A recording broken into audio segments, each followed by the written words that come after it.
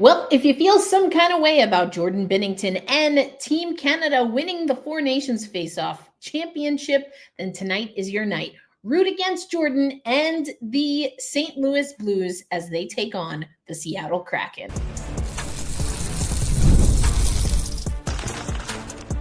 You are Locked On Kraken, your daily podcast on the Seattle Kraken, part of the Locked On Podcast Network, your team every day.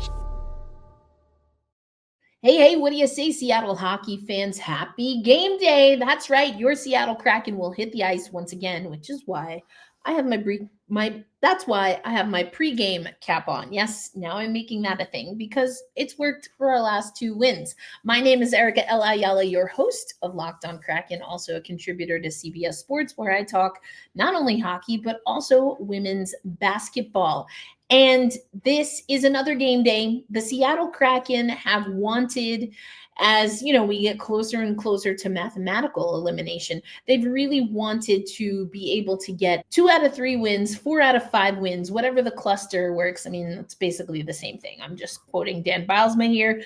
And that is where the Seattle Kraken sit. They won against Calgary going into the Four Nations face-off. They were also able to get that win against the Florida Panthers.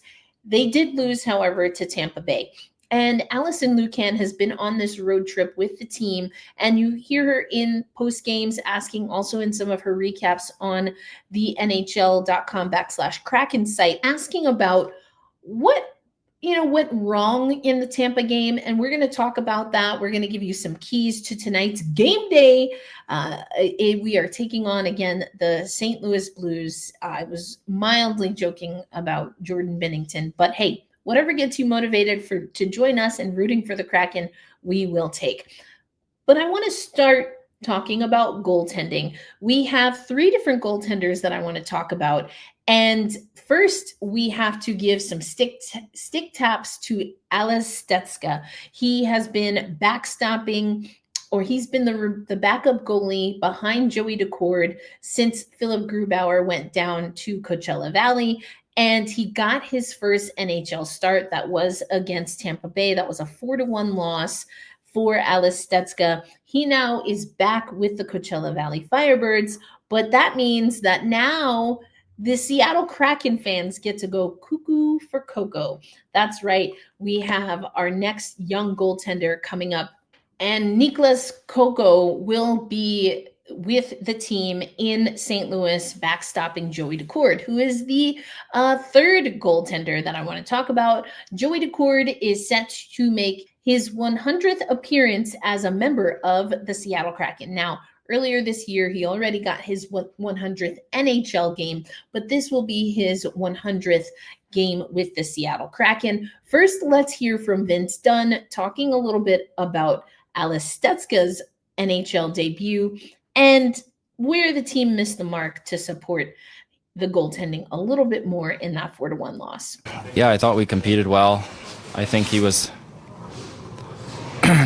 exactly what we needed him to be tonight, and we're all happy for him to have his first game, but obviously not the result he deserves when he plays that well. It's tough to come out of that one not on top, and it just sucks, obviously, not getting the win for him. Dan said his energy has been really great in the room. How would you describe what he's been off the ice for you guys? Yeah, always smiling, always chatting up with the guys, and I think the position he's in, that helps him stay focused and stays ready whenever his time comes, and I think he's been waiting a long time for this moment, and he had something nice to say to us all after the game, but obviously we feel that we weren't good enough, and we just wanted to get that win for him, and we were in it till the very end and found a way to give up a couple weak ones as the players, not as a goalie. So it's just unfortunate to come out not on top there. Vince Dunn saying that it was a bit of a disappointment in this game. Again, whether it's Dan Bilesma or some of the players, just feeling like they could have gotten a little more out of that Tampa game. Also feeling, though, that the play on the ice. Vince Dunn went on to say he liked how they went into the third period, regardless of the fact that they were down just one goal at that point in time.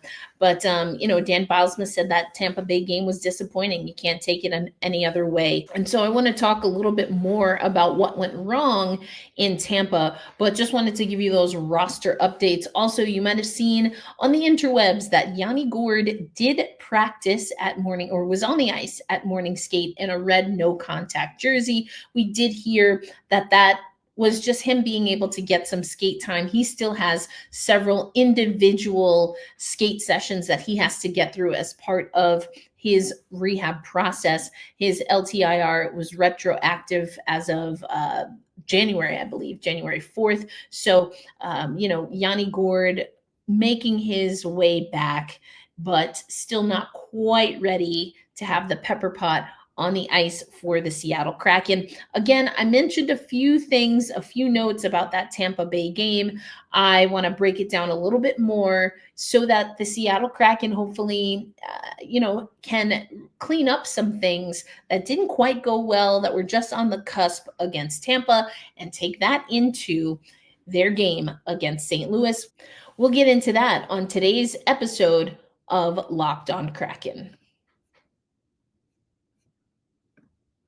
Today's episode of Locked On Kraken brought to you by our friends at Indeed. You just realized your business needed to hire someone yesterday. How can you find amazing candidates fast? Easy. Just use Indeed. When it comes to hiring, Indeed is all you need. Stop struggling to get your job post seen on other sites. Indeed's sponsored jobs puts your post at the top of the page and helps you reach the right candidates faster.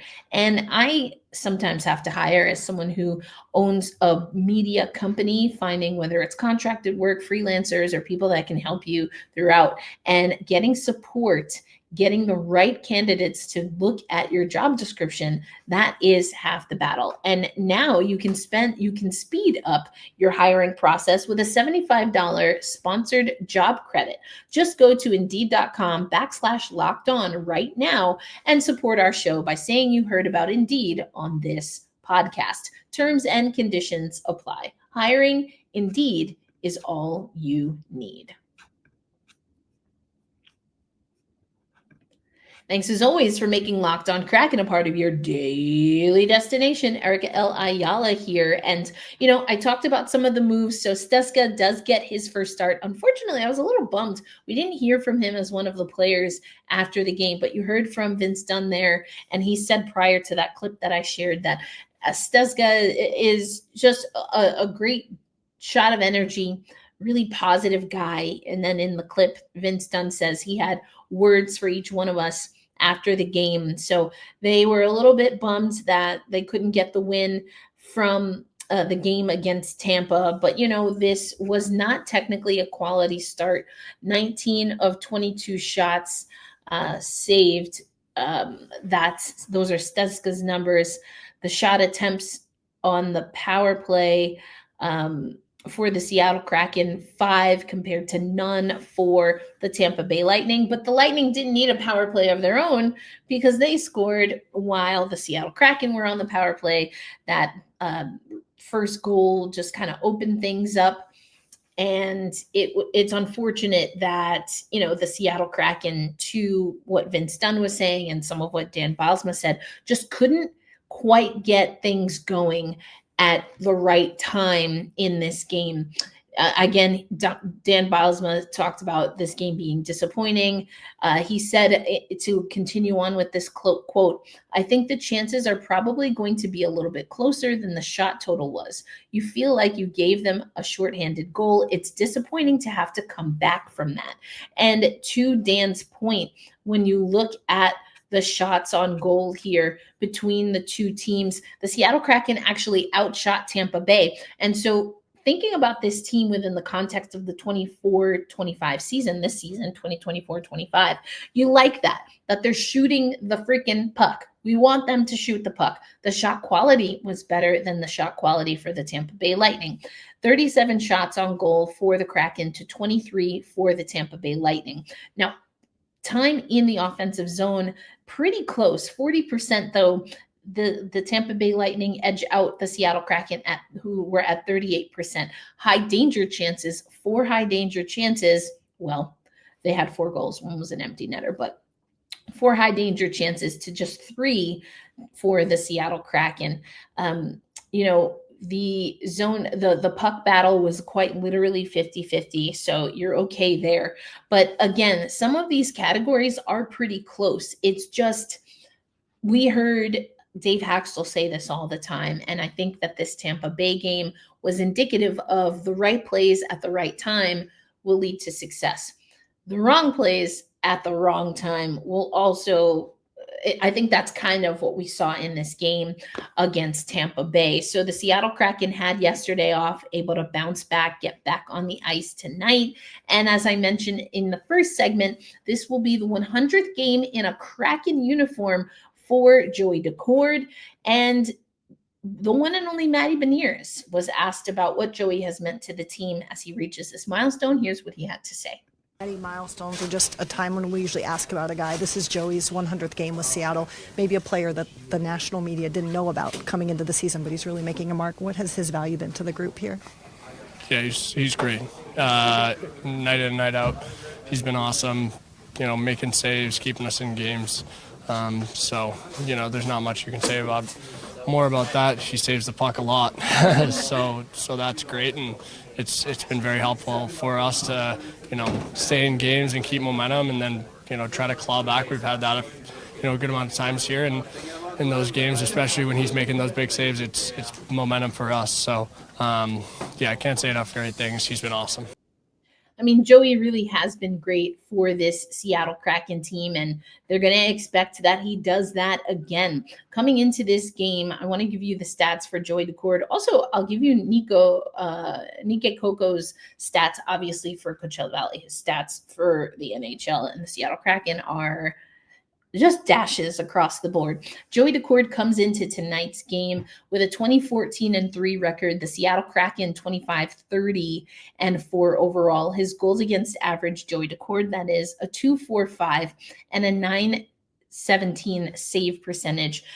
Binnington, by comparison, 16-19-4, a 2.84 save, goals against average, and an 8.98 save percentage. And, that was kind of the conversation going into Four Nations. I was surprised, quite honestly, that Canada stuck with Binnington as long as they did. And just like we talked about before Four Nations, on the other side of Four Nations, and in this game in particular, Joey Daccord, his numbers are pretty solid. So it's really about the rest of the team being able to support Joey. We talked about that in regard to the Florida Panthers game where the Seattle Kraken felt they did a good job doing that.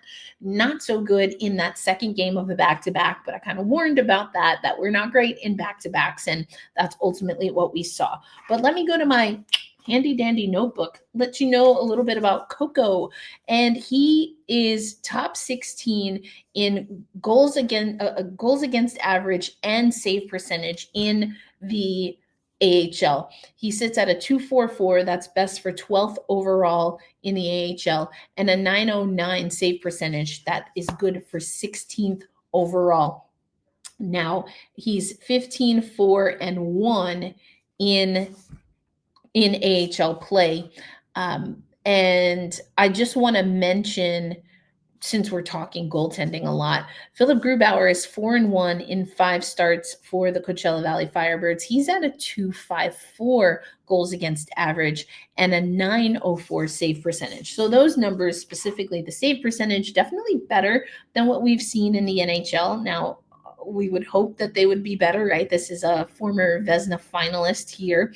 That being said, the goals against average may be still something that the organization wants to see.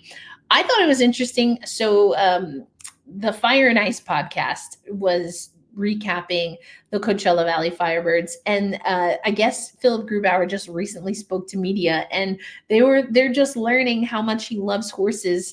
And they literally said, "What a gentleman," on the podcast, which I thought was hilarious. And we're like, yeah, he's the German gentleman. So wishing Gruby well, but we're going to have Coco backup Joey Daccord today in his 100th game in a Seattle Kraken uniform. So what are some keys to this game? Already put some of those things together, but what specifically do the Seattle Kraken need to do tonight so that I wear my UMA hat tomorrow? We'll talk about that on the final segment of today's episode of Locked On Kraken.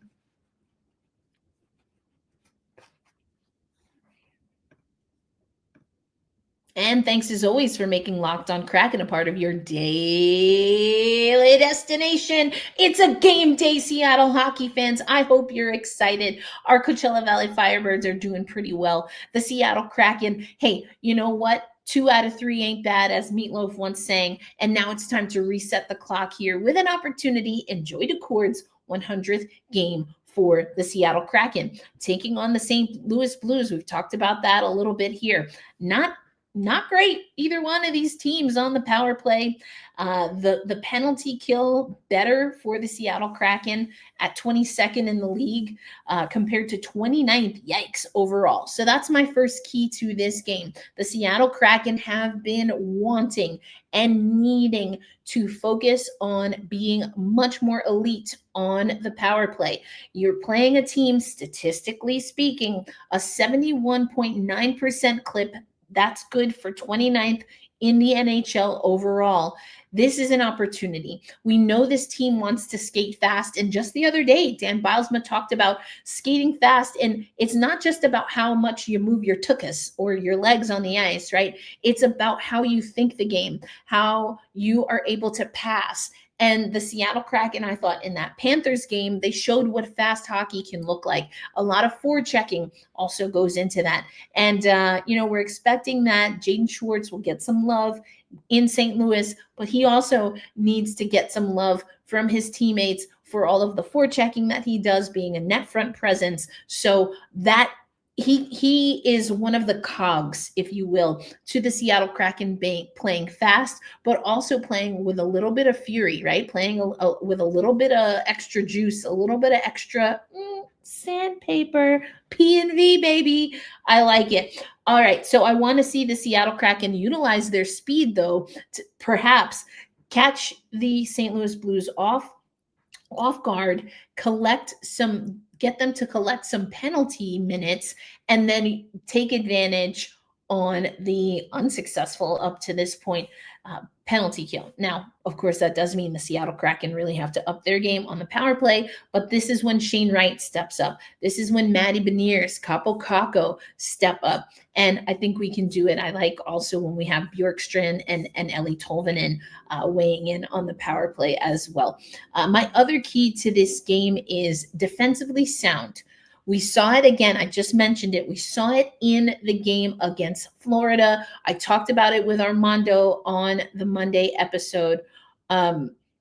This has to be a game where the Seattle Kraken take pride in supporting their netminder. Joey Daccord has been great for us all year. Now we need to continue to support him. Joey had great positioning against Florida. And the Seattle Kraken defense was great at, if he didn't collect the puck cleanly or push it aside to get the rebound out of danger, the Seattle Kraken defense and just the skaters overall were great at clearing the ice. That one goal that we saw against Florida, again, I talked with Armando about this. It was actually Brandon Montour. He got caught on the outside. And something that Dan Bilesma said in the last handful of games is also what you need to see from an offensive perspective. So I'm going to use this to talk. I talked about defense. I want to see us stay on the inside, keep folks away.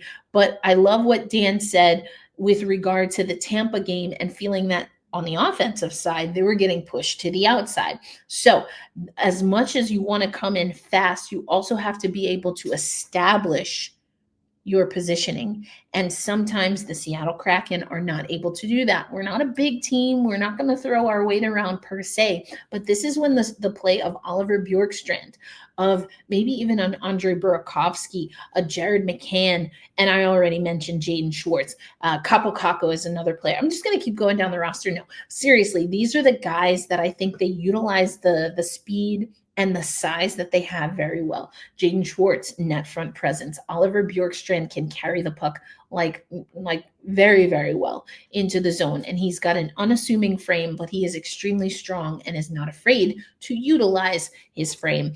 I love what Kaapo Kakko can do. We've heard Dan Bylsma talk about it throughout the season, and especially in the last handful of days, about him being on that line with Matty Beniers and with Jaden Schwartz. Talked about with Kaapo Kakko, especially like his possession and what he can do in the offensive zone is something that he needs to continue to do. But a lot of that comes from positioning. So I want to see us be successful, get power play opportunities. And I think my first point and my last point kind of go together.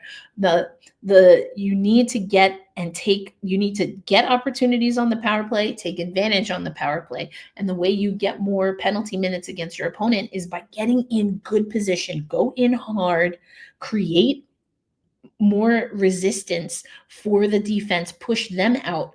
But again, my second point was that you need to do that for Joey, in that the defense needs to just squish, keep it compact, keep it tight, and then also be there to clear the puck once Joey makes that first save, because he makes the first save. A lot of times he makes second and third saves for us, but it's the back door, it's the weak side, it's when we collapse and we lose our shape, and then we have someone streaking in. These are all things that Dan Bylsma has been talking about specifically regarding defense, and so that has to improve. So again, got to get advantage on the power play, take advantage on the power play. We have the numbers, the stats to say we should be able to win that battle. Number 2 is get really smart, get really sharp in front of Joey Daccord, keep everybody outside. But then on the flip side of that, use your power, use your speed to get more offensive possession and attack, really attack in there. I think these are things that the Seattle Kraken are building up to.